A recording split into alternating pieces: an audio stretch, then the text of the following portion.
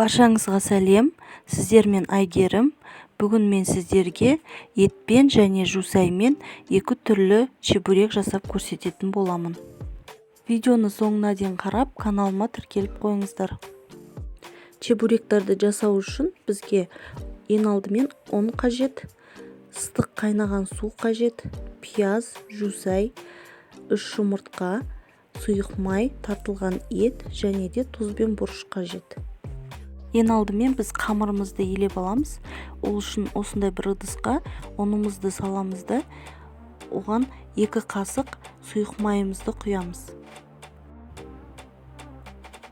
Одан кейін 1 шай қасық тұзды қайнаған ыстық суымызға салып, ергенше араластырып аламыз. Енді осы қайнаған ыстық суымызды ұнымызға құйып, ақырын араластырамыз. Суымыздың барлығын бірден сразу құя салмаймыз, ақырындап құйып отырып, осылай қасықпен араластырып аламыз. Осылай суымыздың барлығын құйып болғаннан кейін, қамырымызды енді қолмен илеуге кірісеміз. Қайнаған ыстық сумен илегеннен кейін, біздің қамырымыз өте жұмсақ болады. Ондап отырып, осылай біріктіріп, қамыр жасаймыз. Неге біздің қамырымыз дайын, енді холодильникке жарты сағатқа қоямыз.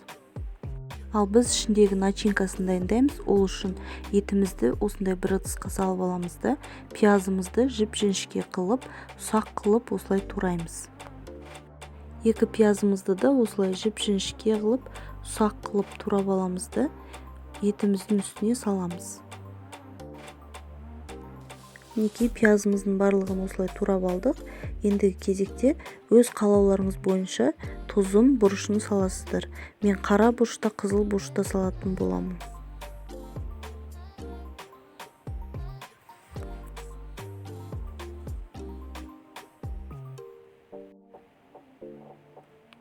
Енді осының барлығын осылай қолымызбен мыжып араластырамыз.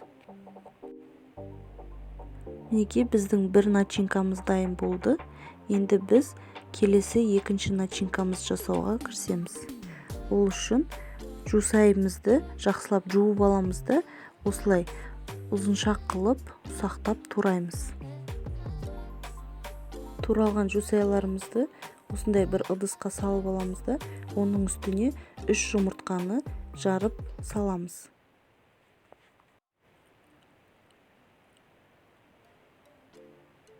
Енді кезекте қалауымызша осылай тұзымызды, қара бұрышымызды саламыз.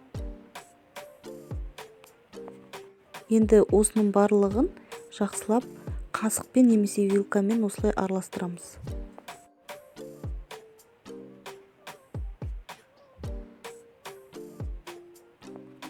Енді газға осындай тавамызды қоямыз да, ішіне сәл сұйық май құйып аламыз да, одан кейін жаңағы начинкамызды осы қызып тұрған майға салып бір қуырып аламыз. Осында енді қызып келе жатқан майға салып қуырған дұрыс. Себебі қатты қызған майға қуырсаңыздар бірден пісіп кетеді. Неге біздің екінші начинкамыз да дайын болды. Тура осылай болып қуырылу керек. Неге біздің 2 начинкамыз да дайын. Енді холодильниктен қамырымызды аламыз да, оны осылай 2 бөлікке бөліп аламыз. Тура осы видеодағыдай бірінші бөлігін ондап отырып, осылай қолымызбен жайып аламыз да, оны бірнеше бөлікке бөлеміз.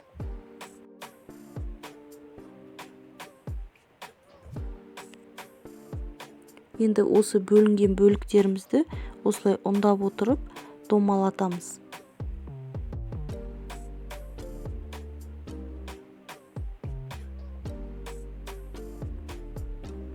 Неге бірінші бөлігін біз үлкендеу қылып домалатып дайындап қойдық, оны біз қазір етпен жасайтын боламыз. Неге екінші бөлігінде біз жаңағыдай жайып аламыз да, сәл кішіреу қылып кесеміз. Енді осының барлығын домалатып дайындап қоямыз. Бұл кішілеу қамырларымызды біз жусаймен жасайтын боламыз. Енді осы дайындап қойған қамырларымыздың барлығын біз ұндап отырып, оқтаумен жаямыз.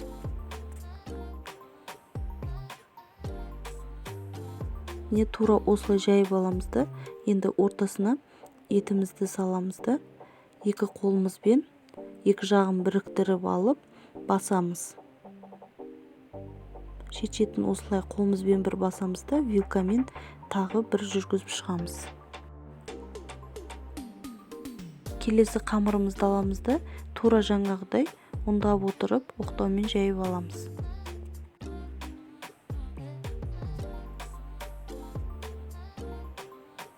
Ортасына начинкамызды саламыз. Екі жағын біріктіріп, шет-шетін қолымызбен басамыз да, вилкамен тағы бір жүргізіп шығамыз. Тура осылай етпен барлық чебуректерімізді жасап дайындап қоямыз. Жусай мен чебуректерімізді де тура солай жасаймыз. Осылай қамырымызды жайып аламыз да, ішіне бір қасық начинкамызды салып, шет-шеттерін басамыз да, осылай вилкамен әдемілеп басып шығамыз. Тура жаңағыдай тағы да қамырымызды жайып аламыз да, осылай бір қасық начинкамыз саламыз, ішінен воздухын бәрін шығарамыз да, шет-шетін басып алып, осылай әдемілейміз. Тура осылай барлық чебуректерімізді жасап осылай дайындап аламыз. Ендігі кезекте қызып тұрған майға осы чебуректерімізді салып пісіреміз. Ең алдымен біз жусаймен жасалған чебуректерімізді пісіріп аламыз. Бірінші жағы қызарғаннан кейін осылай екінші жағына аударып пісіреміз.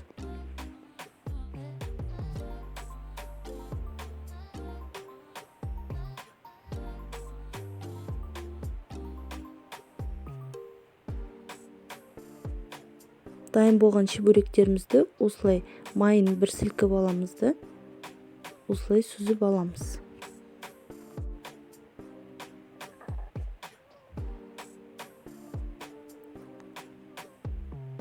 Осылай біз барлық жусай мен чебуректерімізді пісіріп алдық. Енді кезекте біз етпен жасалған чебуректерімізді пісіреміз. Етпен чебуректерімізді де тура жаңағыдай барлығын пісіріп аламыз. Етпен чебуректерімізді пісірген кезде газымыздың астын ақырынға қойып пісіруіміз керек, себебі ішіндегі еттердің барлығы пісуі керек. Сол себептен асықпай жай отта пісіреміз. Тура осылай барлық чебуректерімізді пісіріп аламыз да, піскен чебуректеріміздің осылай майын бір сілкіп аламыз. Мінекей чебуректеріміз дайын болды. Сіздермен болған Айгерім. Егер де мен рецептерім ұнап жатса, каналыма тіркеліп, лайк басып, комментарий жазып қойыңыздар. Апта сайын жаңа рецепттер күтіңіздер.